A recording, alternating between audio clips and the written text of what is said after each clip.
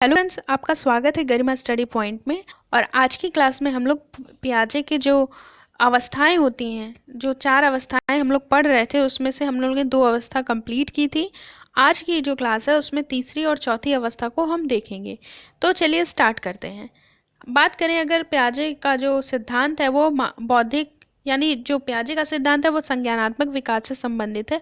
और संज्ञानात्मक विकास के अंतर्गत बौद्धिक विकास तथा मानसिक विकास भी आता है। तो उन्होंने बताया कि जो मानसिक विकास है या जो बौद्धिक विकास है वो किस तरीके से बालकों में होता है, उसको अवस्थाओं में बांटकर इन्होंने बताया। और उन्होंने बताया कि ये जो मानसिक विकास है वो एक संरेखित ढंग से होता है। तो चलिए आज तीसरी अवस्था उनकी देखेंगे, जो कि ठोस संक्रिया की अवस्था है, यानी स्टेज ऑफ कॉन्क्रीट ऑपरेशन की अवस्था। इसकी जो अवधि होती है वो 7 साल से 12 साल तक की होती है। इस अवधि की विशेषता यह है कि बालक ठोस वस्तु के आधार पर आसानी से मानसिक संक्रिया करके समस्या का समाधान कर लेते हैं। परंतु यदि उन वस्तुओं को ना देकर उसके बारे में शाब्दिक कथन तैयार कर यदि समस्या उपस्थित की जाती है तो वह ऐसी समस्याओं पर मानसिक संक्रिया कर किसी निष्कर्ष पर पहुंचने में असमर्थ रहते हैं।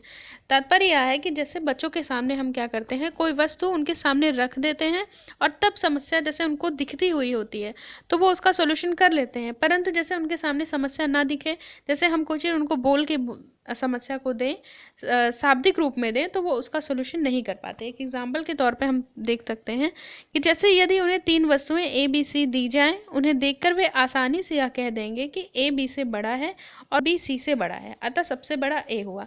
परंतु उनमें यह कहा जाए कि अंजू मंजू से बड़ी है, मंजू बड़ी है संजू से, तो तीनों में सबसे बड़ी कौन है, तो वह इसका उत्तर देने में असमर्थ होंगे। आगे देखें तो इसका कारण यह है कि समस्या में ठोस संक्रिया संभव नहीं है, क्योंकि जो समस्या है वो शाब्दिक कथन के रूप में उपस्थित की गई है। आगे देखें तो इस अवस्था में बालक का चिंतन एवं तर्कणा जो है प्राक संक्रियात्मक अवस्था की तुलना में अधिक क्रमबद्ध एवं तर्कसंगत हो जाता है। इस अवस्था में चिंतन की एक विशेषता यह भी है कि इसमें पलटावी गुण आ जाता है। हम लोग पिछली बार देखा था जो सेकंड स्टेज थी उसमें पलटावी गुण नहीं होता, और इसमें थर्ड अवस्था में क्या है, पलटावी गुण आ जाता है। जैसे अब बालक क्या है, उलट पुलट करके चीज़ों को समझ सकता है। जैसे 2 × 2 = 4 और 4 को अगर 2 से भाग देंगे तो 2 कैसे हुआ ये वो समझ पाएगा। आगे देखें तो इस अवस्था में बालकों में 3 महत्वपूर्ण संपत्ति विकसित हो जाता है। पहला संरक्षण कंजर्वेशन, दूसरा संबंध रिलेशन, तीसरा वर्गीकरण क्लासिफिकेशन।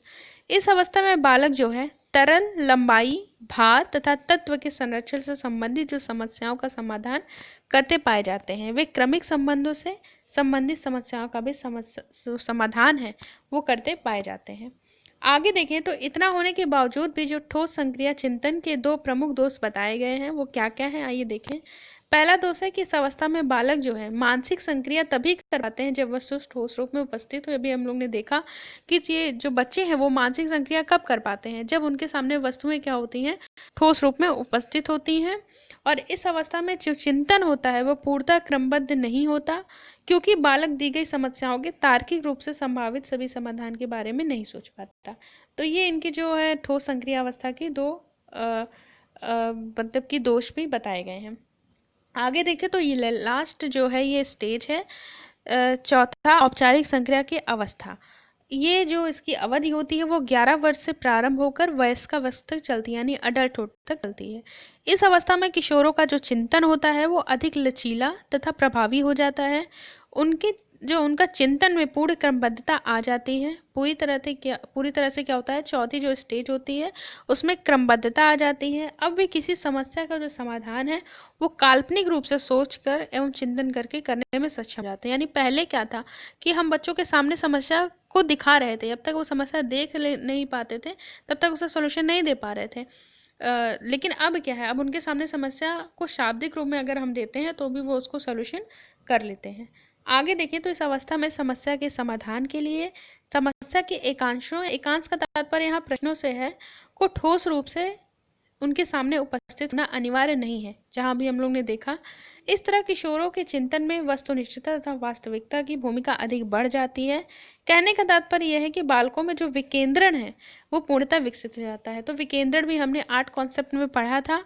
इसको आप अगर जानना चाहते हैं तो हमारी पहले की वीडियो देखें, उसमें विकेंद्रण मैंने समझाया है।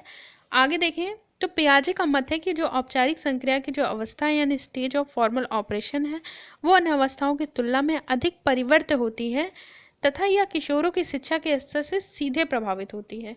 जिन बालकों का शिक्षा स्तर काफ़ी नीचा होता है उनमें औपचारिक संक्रियात्मक चिंतन यानी फॉर्मल ऑपरेशन जो थॉट है वो भी काफ़ी कम होता है, परंतु जिस बालक का शिक्षा स्तर काफ़ी ऊंचा होता है उनमें औपचारिक संक्रियात्मक चिंतन अधिक मात्रा में होता है।